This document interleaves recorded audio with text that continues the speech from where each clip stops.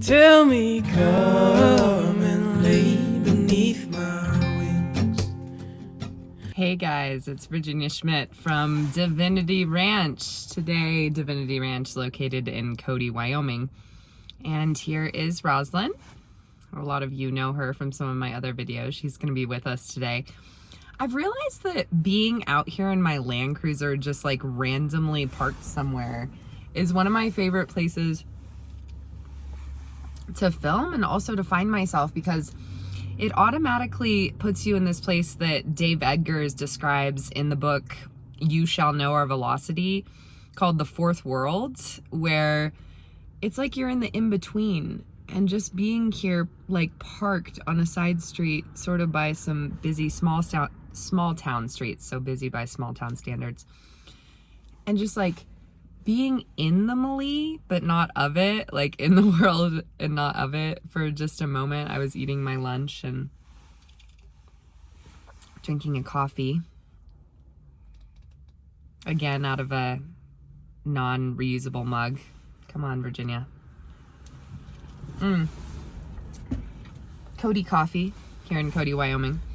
So what I really wanted to tell you guys about is I just got done with my first ever float tank experience. So look into this if you haven't. It wasn't a full-on sensory deprivation. It was just the Epsom salts float tank, and it was here in Cody, Wyoming at a place called I've Got Your Back, with little hands. I got your back.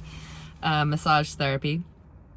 And what it basically does, these sensory deprivation tanks, in which you float in an Epsom salt bath that is of such a consistency that you just float with no effort. So basically, sorry, I just got a text of someone asking me if I wanted to go to lunch. So basically what happens in these sensory deprivation tanks is it tricks your brain into thinking that your body is asleep. And so you can go into these deeper states, these theta brain waves, these states of deep relaxation, and, access more creative states, access that familiar state of floating, like when you're in the womb, and it is very womb-like. And you can also just hear your heart beating.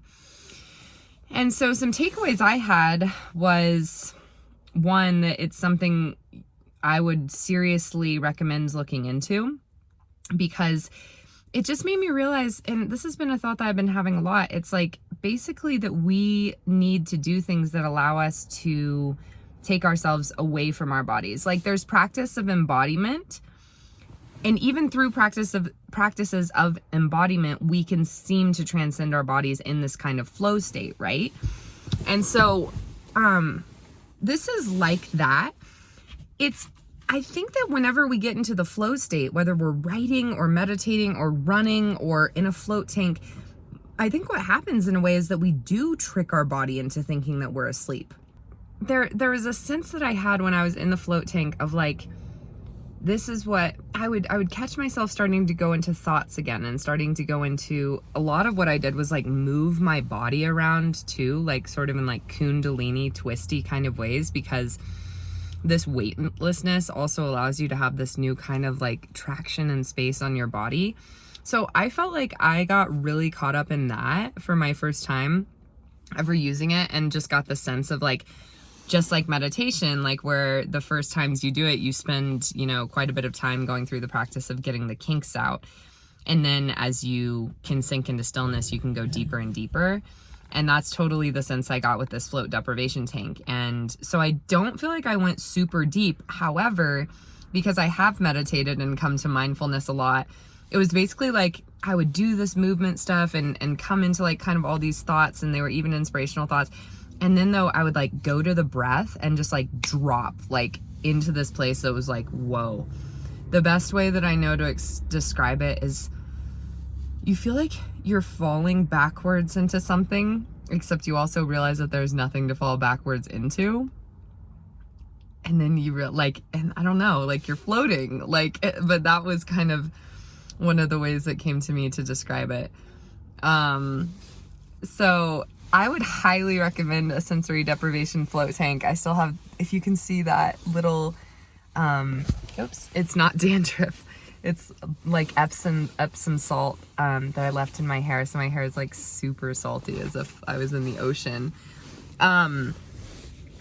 So yeah, it was really something, and I would just highly recommend it to everyone.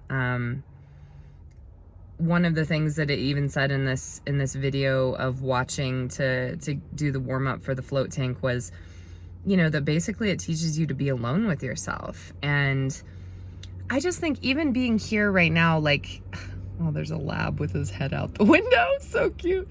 Even being here right now, like choosing consciously to step outside the hustle and the bustle and to basically go, like, kind of go somewhere where I take my, I don't know, or what the body symbolizes, at least out of the picture, if that makes sense. Like the float tank takeaway for me was something like when I would suddenly just drop into those deeper states that were ready to be accessed when I was floating. Like the message that I got was something like, this is always what's available to you in everyday life. It's not so dramatic as like the second that I would relax in the sensory deprivation tank and truly go to my breath and like truly have that intention to relax. The second I would, it was just like, boom, like, whoa, there's literally this whole other world like to step into, and it's right here. And the feeling that I got when I was in the sensory deprivation tank was, this is true all the time. Like, it's not necessarily, like, it takes more practice, and it's because it's not necessarily so obvious as being in such a different physical state as a sensory deprivation tank. And like, when you stop being so concerned with movement and what you need to do and how you need to adjust to like do this thing and make sure that you're doing this thing and just all the things, when you step outside that for just a second and like come to your breath or come to the moment or come to a sense of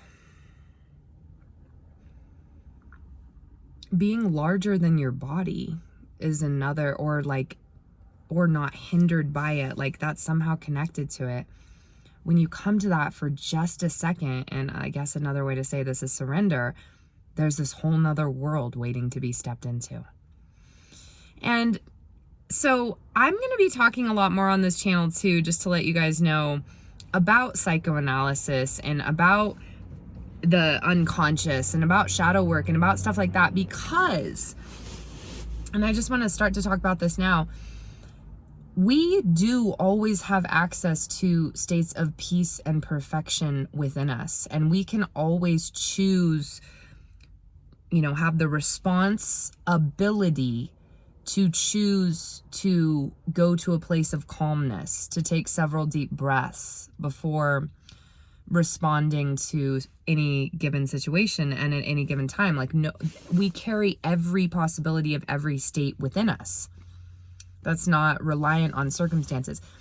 So I want to emphasize that, like in what I'm saying about what the float tank seemed to emphasize to me, of like, no matter what circumstance you're in, if you would just get out of your own way for a second and focus on your breath and do something to expand beyond the boundaries of your own body, which I think sometimes you can also do by doing something very embodying to get in your body. So I'm not saying that it's like this sense of this whole, again, like this whole nother world that's all peace and calm. It's like, and there's probably just infinite other dimensions, heaven that is always there to be stepped into.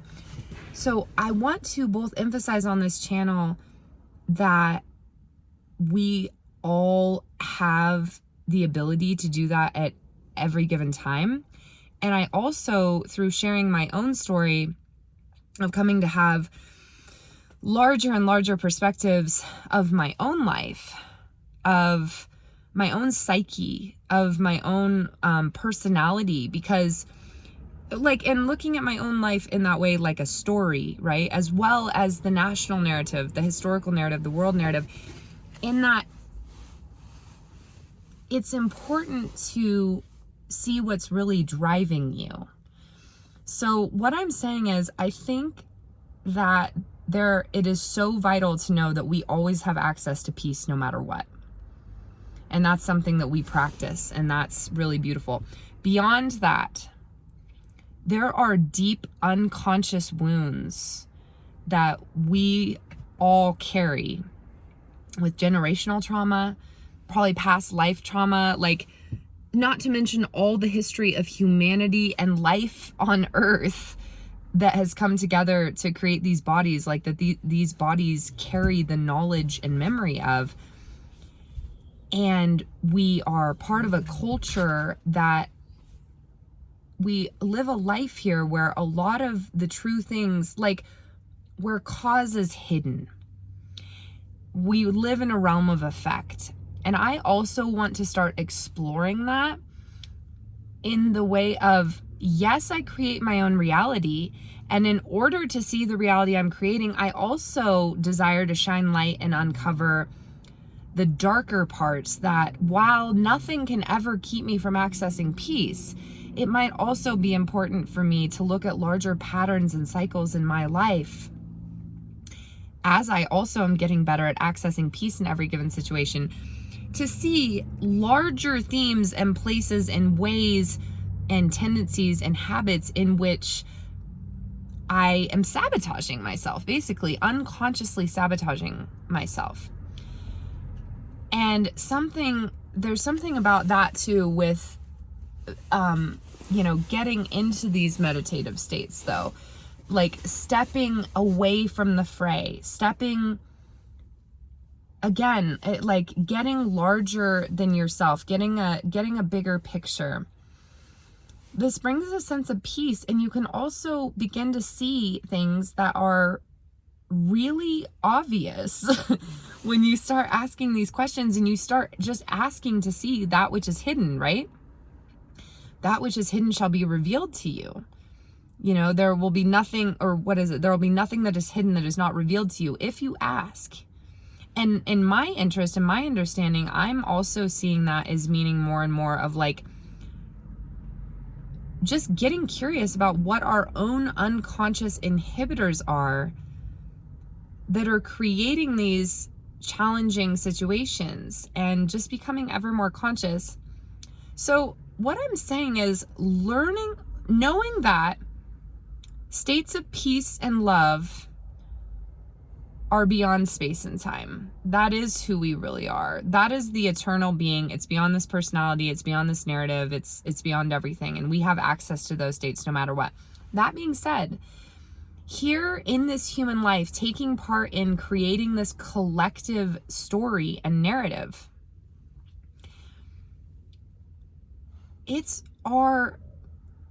we have the responsibility, we have the ability to respond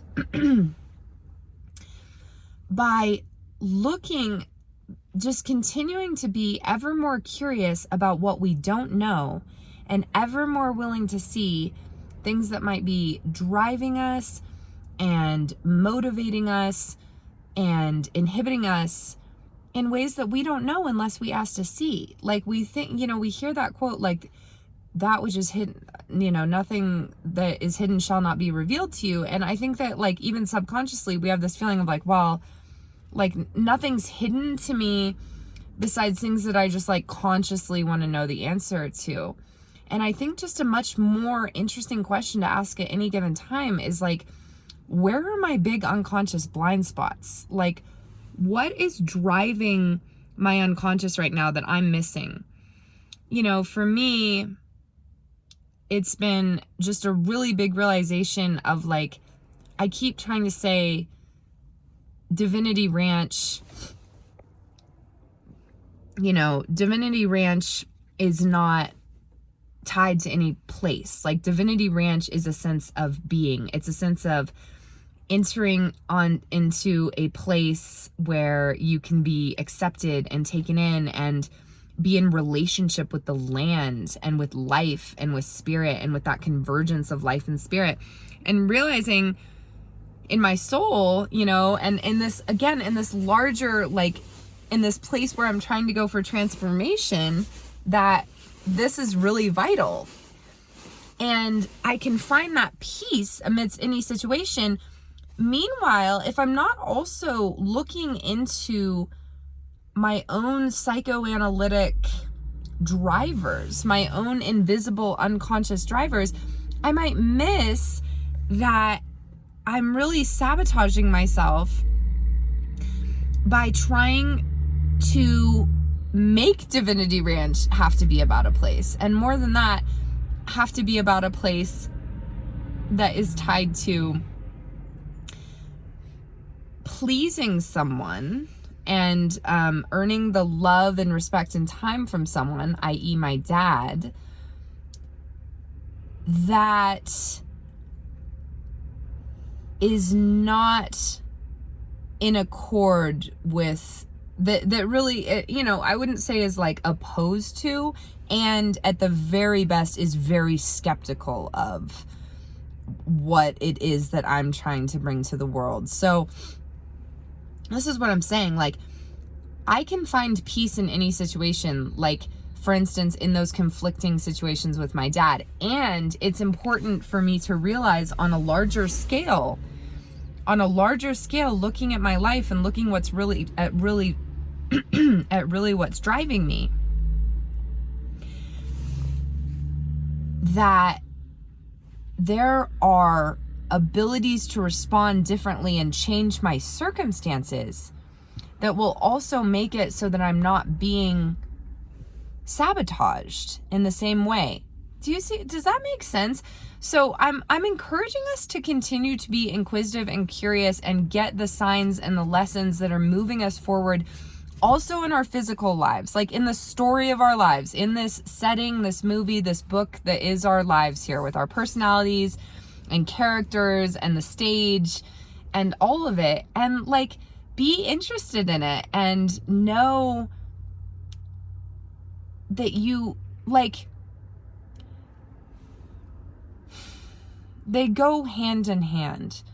The more that you begin to be able to find peace in every situation, the more you begin to step back and really be able to see how it's not that your life is ever going to be completely conflict free. And it's also not that you just are peaceable sort of in this like passive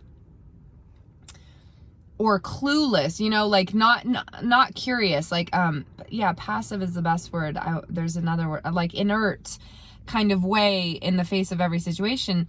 It's that we gain greater peace in order to also gain ever greater perspective. And see ways, for instance, where maybe we're subjecting ourselves needlessly to things that are like actually helping us or hindering us from being able to, for instance, have more compassion.